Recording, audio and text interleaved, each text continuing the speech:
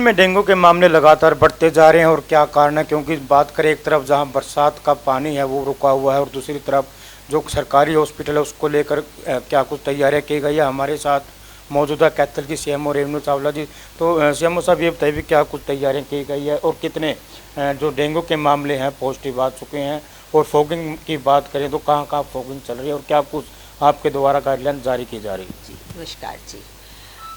जैसा कि डेंगू का सीज़न है, क्योंकि इस टाइम पहले बरसात काफ़ी ज़्यादा हुई है, तो अभी हमें और ज़्यादा सक्रिय रहने की और ज़्यादा काम करने की ज़रूरत है। हालांकि डेंगू के केसेस इस सीज़न में 10 पॉजिटिव आए हैं, बट अब हम और ज़्यादा सक्रिय हैं और ज़्यादा काम करने की ज़रूरत है। इसीलिए सभी टीमों को अच्छे से काम करने के लिए कह दिया गया है कि जहाँ जहाँ भी वाटर कलेक्शन है या अदरवाइज़ लगता है कि कुछ फीवर के केसेस आ गए हैं, तो एक तो सैम्पलिंग बढ़ाई गई है ताकि जल्दी से जल्दी पता चले कि क्या वो डेंगू पॉजिटिव है, उसका हम ट्रीटमेंट कर सकें और लोगों को ना हो। इसके अलावा अवेयरनेस, हमारी जो घर घर टीमें जा रही हैं वो देखती हैं कि कहीं भी वाटर कलेक्शन तो नहीं है या कहीं भी डेंगू का लार्वा पनप तो नहीं रहा।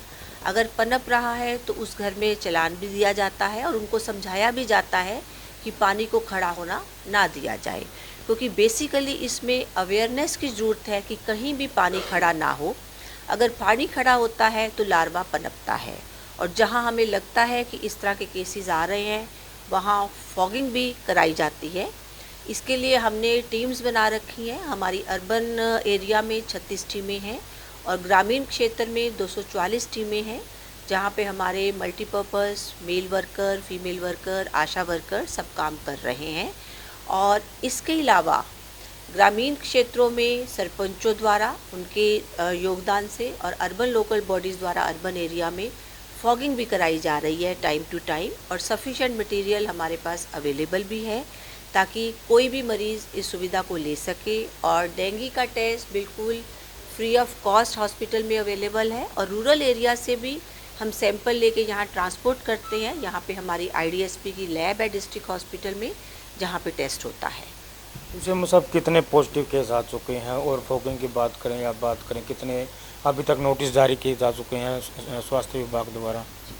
डेंगू के अभी तक 10 केसेस ही सामने आए हैं जिनका ट्रीटमेंट हुआ है, और ऐसा कोई भी केस नहीं आया जो बहुत ज़्यादा लाइफ डेंजरिंग था। लेकिन ये है कि सक्रिय रहने की ज़रूरत है। इसके अलावा जो नोटिस जारी किए गए हैं वो 2697 घरों में किए गए हैं, और उनको आगे गाइडलाइंस भी दी गई हैं कि लार्वा ना पनपे।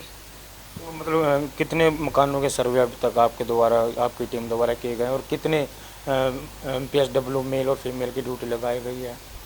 इसमें जो सीज़न में हमारे पास लगभग 13,02,112 घरों की जांच की जा चुकी है, और इसमें यही रहता है कि एक घर में जैसे होके आए हैं, अगर किसी का पॉजिटिव आया है तो उस घर में दोबारा टीम जाती है 15 दिन के बाद कि दोबारा तो वहाँ लार्वा नहीं पनप रहा।